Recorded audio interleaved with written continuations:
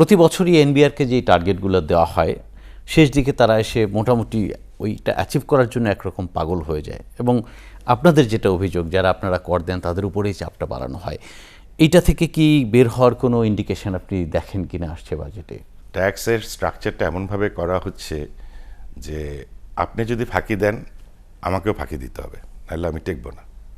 আর আপনি যদি ফাঁকি না দেন আমাকে না দিলে চলবে। এখন ওনাদের একটা প্ল্যাটফর্ম নিয়ে আসতে পারবে যে আইনটা সকলের জন্য সমান, সবাইকে একইভাবে ট্যাক্স দিতে হবে, তাহলে ট্যাক্স আদায়টা বাড়বে। আর ট্যাক্স আদায় বাড়ানোর আরও কিছু জায়গা আছে, যেমন আপনি যদি প্রতিষ্ঠান না বাড়াতে পারেন, আপনি যদি বিজনেসের সংখ্যা বাড়াতে না পারেন, দোকানের সংখ্যা বাড়াতে না পারেন, কর্মসংস্থানের সংখ্যা না পারেন, আপনি ট্যাক্স একই জায়গা থেকে আপনি কতবার ট্যাক্স আদায় করবেন?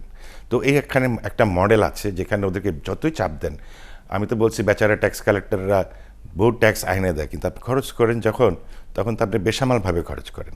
বিগত সরকার পিরিয়ডে আমরা কী দেখেছি, বাজেটের টাকা দিয়ে যেসব প্রজেক্টগুলো করা হয়েছে, যেমন এই যে গাজীপুরের রোডটা, এটা তো ফাংশনাল না। আপনি বলেন এই রোডের পরিকল্পনাতে অথবা স্যাংশনে অথবা প্ল্যানিংয়ে বলেন, যাদেরকে কন্ট্রাক্ট অ্যাওয়ার্ড করা হয়েছে, কাউকে কাঠ করে নেওয়া হয়েছে? কাউকে কোনো শোকস করা হয়েছে? কেন এটা এরকম হলো, কেন এটা করলা, এটা ভালো কি খারাপ সাইডটা কি? কেউ জবাব দিতে আন্ডারে আসছে না। এয়ারপোর্ট যে একটা 2.5 বছর ধরে বসে আছে, কেউ জবাবদিহিতার আন্ডারে আছে? কেন 2.5 বছর এই এয়ারপোর্টটা বসে থাকবে? কে বন্ধ রেখেছে? কার হুকুমে এই কন্ট্রাক্টগুলো ইমপ্লিমেন্টেড হয় নাই? কেন এয়ারপোর্ট বানানোর সময় এটা কে অপারেট করবে এটা সিদ্ধান্ত ছিল না? ওখানে কি ইন্টারনেট থাকবে কি থাকবে না এটা কি সিদ্ধান্ত ছিল না? এখন যে বিমানগুলো কেনা হচ্ছে, এই বিমানগুলা আমরা জানতে চাই যে এই বিমানগুলো কোন কোন দেশে যাবে, কতবার যাবে এবং টিকিটের দাম কত হবে।